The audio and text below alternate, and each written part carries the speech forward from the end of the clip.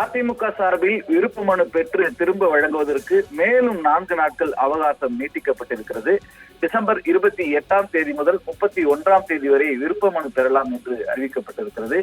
ஏற்கனவே டிசம்பர் 15ஆம் தேதி முதல் டிசம்பர் 23ஆம் தேதி வரை விருப்ப மனு பெறப்பட்ட நிலையில் 9000க்கும் மேற்பட்டோர் விருப்ப மனுவை தாக்கல் செய்திருந்தனர்.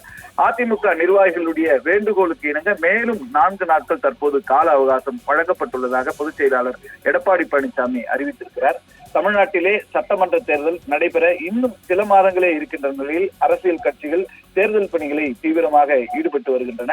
அரசியல் கட்சிகள் தங்களுடைய கூட்டணி கணக்குகள், வாக்குச்சாவடி முகவர்கள் கூட்டம், பொதுக்கூட்டம், பரப்புரை என்று அடுத்தடுத்து தேர்தல் வேலைகளில் இறங்கி இருக்கின்றன.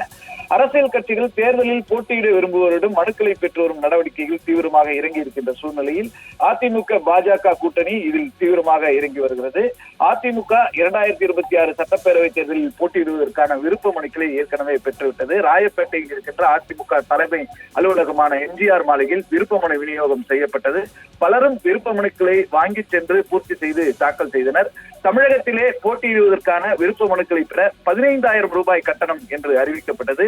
புதுச்சேரிக்கு 5,000 ரூபாய், கேரளாவிற்கு 2,000 ரூபாய் விருப்ப மனு கட்டணமாக அறிவிக்கப்பட்டது. டிசம்பர் 15ஆம் தேதி முதல் டிசம்பர் 23ஆம் தேதி வரை விருப்ப மனுக்கள் பெறப்பட்ட நிலையில் 9,000க்கும் மேற்பட்டோர் விருப்ப மனுக்களை தாக்கல் செய்தனர்.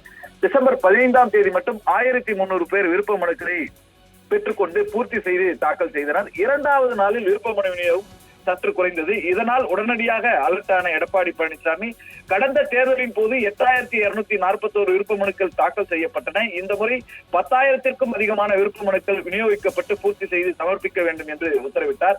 இதையடுத்து அதிமுகவினுடைய அத்தனை அமைப்புகளும் உஷாராகின. 234 தொகுதிகளில் எடப்பாடி பழனிசாமி போட்டியிட வேண்டும் என்று அதிமுக ஐடி விங் தாக்கல் செய்யப்பட்டது. 9,000க்கும் அதிகமான விருப்ப மனுக்கள் தாக்கல் செய்யப்பட்ட நிலையில் மார்கழி மாதம் என்பதால் நல்ல நாள் பார்த்து பலருமே விருப்ப மனுக்களை தாக்கல் செய்திருந்தனர். அதிமுக கூறியுள்ள அந்த டிசம்பர் 15 முதல் 23 வரை 3 முகூர்த்த நாட்கள் மட்டுமே இருந்ததாகவும் சிலர் அதில் புலம்பி வந்தனர். ஏனென்றால் சிலர் அதிலே விருப்ப மனுக்களை தாக்கல் செய்யவில்லை என்றும் மேலும் கால அவகாசத்தை நீட்டிக்க வேண்டும் என்றும் கோரிக்கை விடுத்திருந்தனர்.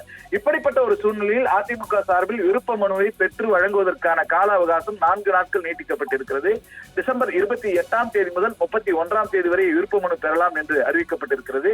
அதிமுக நிர்வாகிகளுடைய வேண்டுகோளுக்கு இணங்க இந்த அவகாசம் நீட்டிக்கப்பட்டுள்ளதாக பொதுச் செயலாளர் எடப்பாடி பழனிசாமி அறிவித்திருக்கிறார்.